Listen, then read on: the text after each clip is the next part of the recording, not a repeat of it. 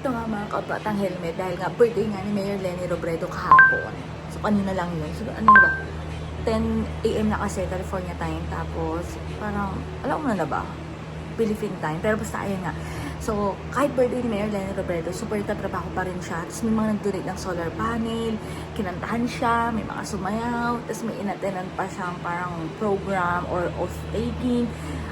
Yun nga yung mga na-regular. Pero di ba kahit birthday niya, hindi uso sa kanya yung birthday list.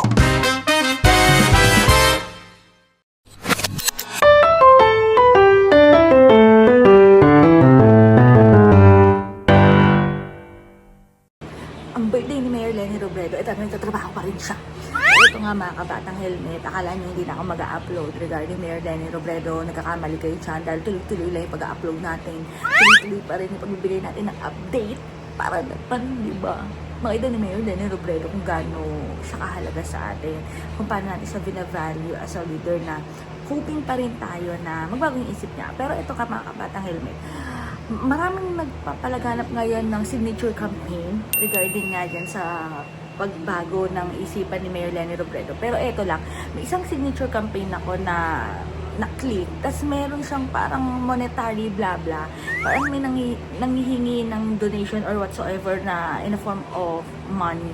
So parang nakakaloka lang, diba? Magpapasignature campaign pero may pag-ganon. Ba't may ganon? Sa akin, hindi naman mapupunta yung pera. Gusto mga nag-donate doon, saan mapupunta yung pera? Kaya mapupunta yung pera. Kasi ito pa mga batang helmet, kung gusto nyo talaga ng signature campaign, para kay Mayor Leni Robredo, sa kalsada natin gagawin yan, sa lansangan natin gagawin yan, sa laylayan natin gagawin yan. Kasi yung mga totoong tao nandun talaga, hindi yung kung anong sokmed or platform. Pero wala lang, yun lang yung stand ko dyan mga kabatang helmet. Pero why not coconut? Okay lang din naman na maglungsad ng mga ganyang mga papirma-pirma or mga pa-signature campaign. Pero sana naman, di ba, maging malinaw kung bakit may monetary na kaakibat yan or saan mapupunta yung pera o basta ganun. O basta mga kabatang helmet, ito panoorin nyo na. Basta see you later.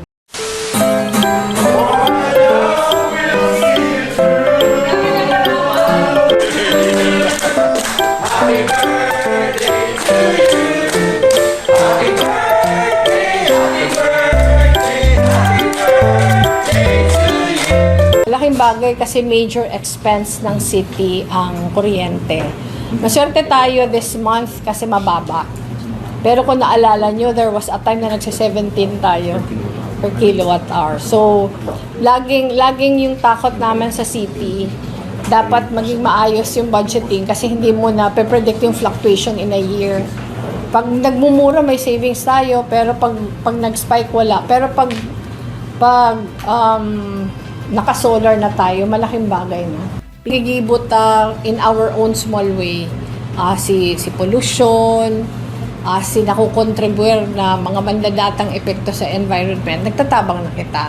So, ang pinakaano talaga, shift to renewables as much as we can.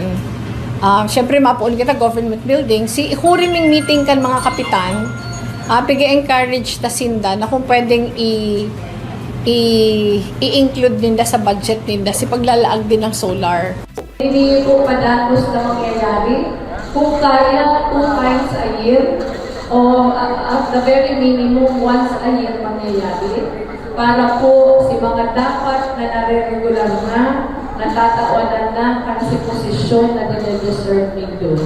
Sa tuyang pangiturugan natin para sa City Hall na majority sa mga empleyado regular pa. Dahil, iyo sila po, iyo ang number 1 na paagi para ma-professionalize na ang City Hall.